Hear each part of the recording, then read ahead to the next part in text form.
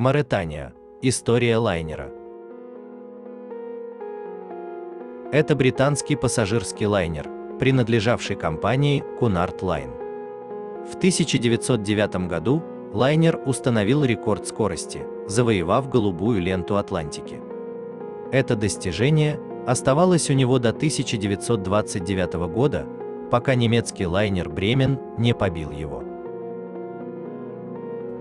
Чтобы восстановить престиж океанского путешествия не только с компанией Cunard Line, но и с Великобританией, в 1903 году Cunard Line и британское правительство пришли к соглашению построить два суперлайнера – Лузитанию и Мавританию с гарантированной скоростью не менее чем 24 узла. Британское правительство выдало Cunard Line сумму в размере 2 миллионов 600 тысяч фунтов стерлингов с условием, что суда должны быть переоборудованы в вооруженные вспомогательные крейсеры в случае войны. Mauretania была сконструирована морским архитектором Леонардом Пискеттом. В 1906 Mauretania была спущена на воду герцогиней Роксбург. На момент спуска он был крупнейшим движущимся объектом. Основные визуальные различия между Мавританией и Лузитанией было то, что Mauretania была на 5 футов длиннее и имела другие воздухозаборники. Mauretania также имела 2 дополнительных ряда лопастей на турбине, делавших ее немного быстроходнее Лузитании. Mauretania была образцом судна эдвардианской эпохи. В отделке ее общественных комнат было использовано 28 пород дерева, а также мрамор и гобелены. Деревянные панели, обшивающие ее общественные залы первого класса, были вырезаны мастерами из Палестины. Многоуровневый ресторан первого класса был украшен в стиле Франциска I и был увенчан большим куполом. Также были установлены лифты, редкая новая характеристика для лайнеров. Лифты обвивали главные лестницы судна.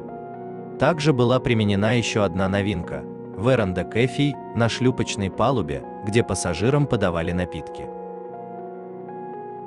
В свое первое плавание Mauretania вышла из Ливерпуля 16 ноября 1907 в субботу под командой первого капитана Джона Притчарда и через месяц заполучила голубую ленту Атлантики, пересекая океан с запада на восток со средней скоростью в 23,69 узла.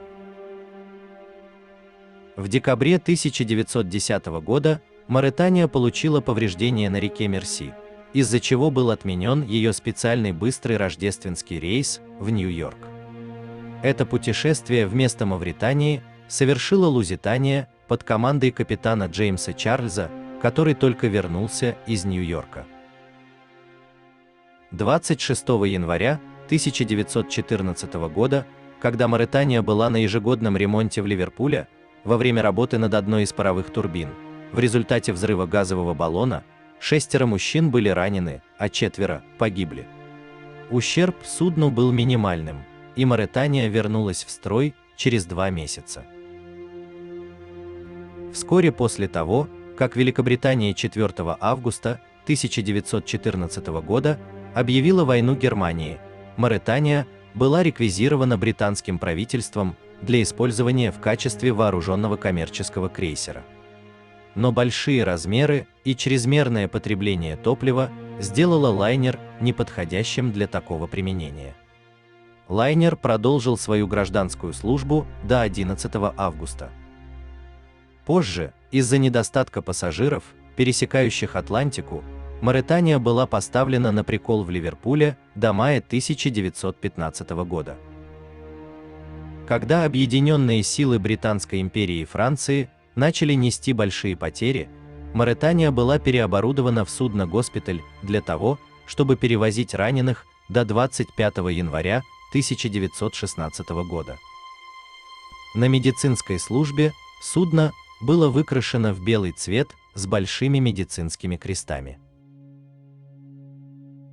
Mauretania вернулась на гражданскую службу 21 сентября 1919 года.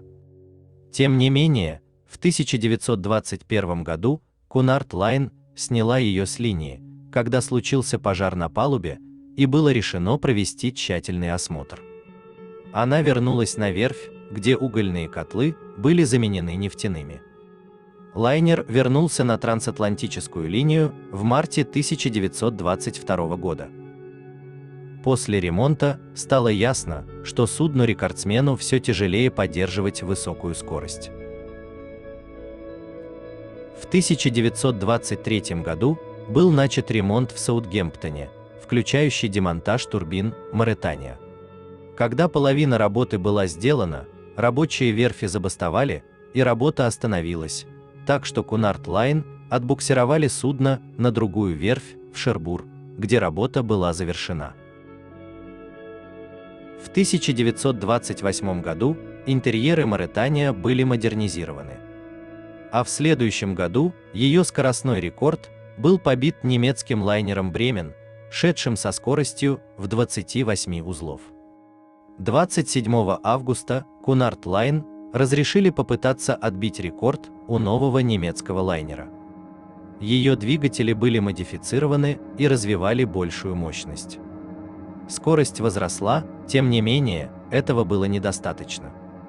Bremen был лайнером нового поколения, значительно мощнее и технологически более совершенный.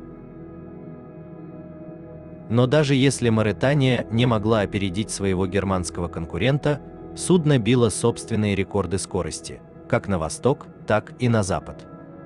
В 1929 году Mauretania столкнулась с паромом у рифа Робинса. К счастью, никто не пострадал, а полученные повреждения были быстро устранены. В 1930 году из-за Великой депрессии и новых конкурентов на трансатлантической линии Mauretania стала круизным лайнером.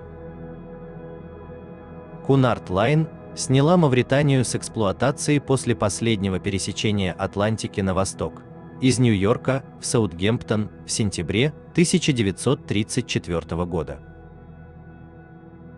Последний рейс был совершен со средней скоростью в 24 узла, ее оригинальной договорной скоростью, и Mauretania была поставлена на прикол в Саутгемптоне. Ожидая свою судьбу, около флагмана White Star Line Olympica, завершив свою 28-летнюю службу в Cunard Line. В мае 1935 года ее мебель и отделка были выставлены на аукцион, а 1 июля она покинула Саутгемптон в последний раз.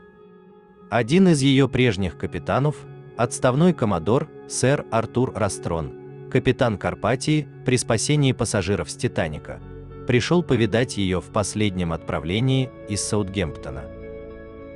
Растрон отказался подняться на борт Mauretании перед ее последним путешествием, объяснив это тем, что ему было больно смотреть на Mauretанию в таком виде.